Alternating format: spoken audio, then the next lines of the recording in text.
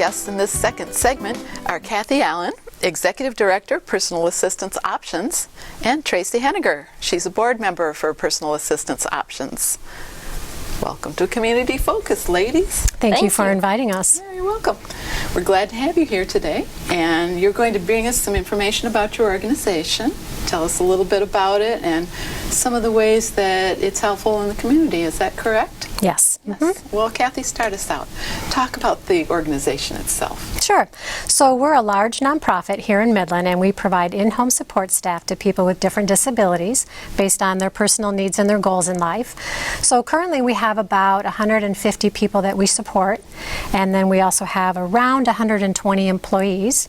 So the two main programs that we provide are community living support for adults, and then we also have our mentoring for youth. So our community living support services could mean anything from personal care to housekeeping, transportation to doctor's appointments, and also community inclusion.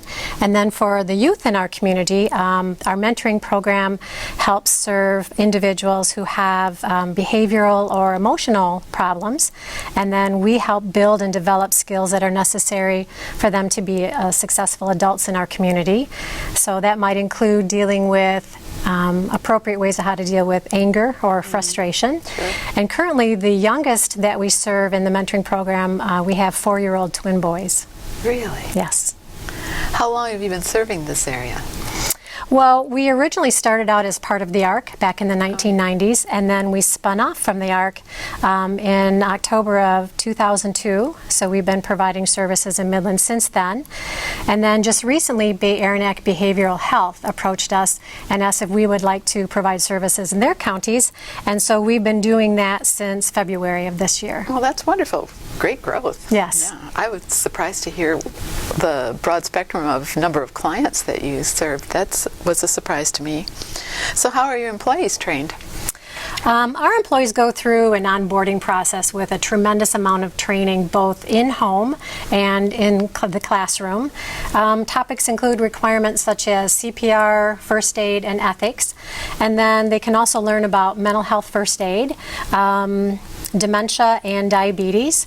But truthfully, I think the best of all, the training really is done in the person's home because they know what works best for them. Oh, okay. Yeah, just letting people know what kind of help they need. Mm-hmm. What are your funding sources? Well, our main funding sources come from Community Mental Health for Central Michigan in the form of Medicaid dollars. And then the next funding source would be the Department of Health and Human Services.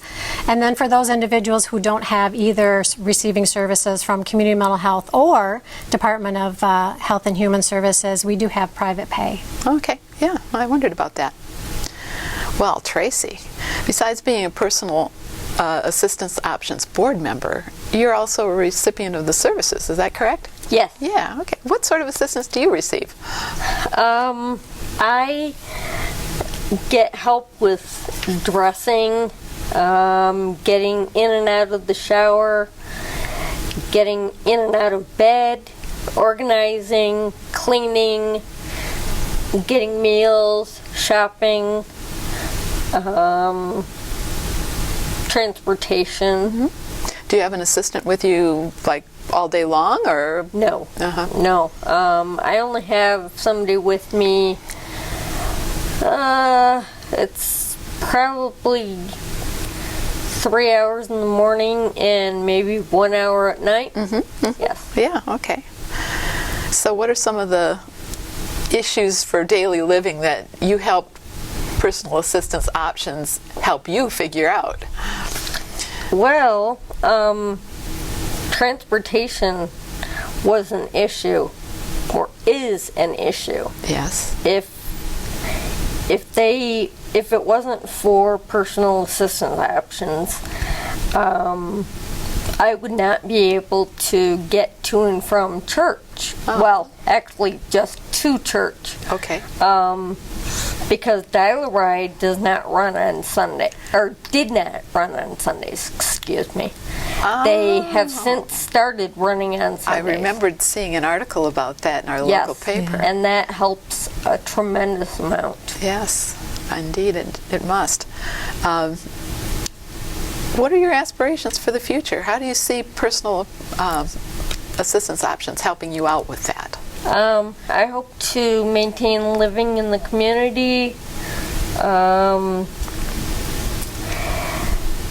and advocating for other people who aspire to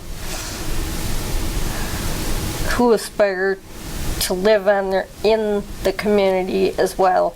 If it weren't for PAO, I probably would be living in a group home. Yeah, it's because you need that kind of assistance on a daily basis, but you still have a lot of personal flexibility to be able to work on your own too. So that's a perfect Yes. match up for you. That's great.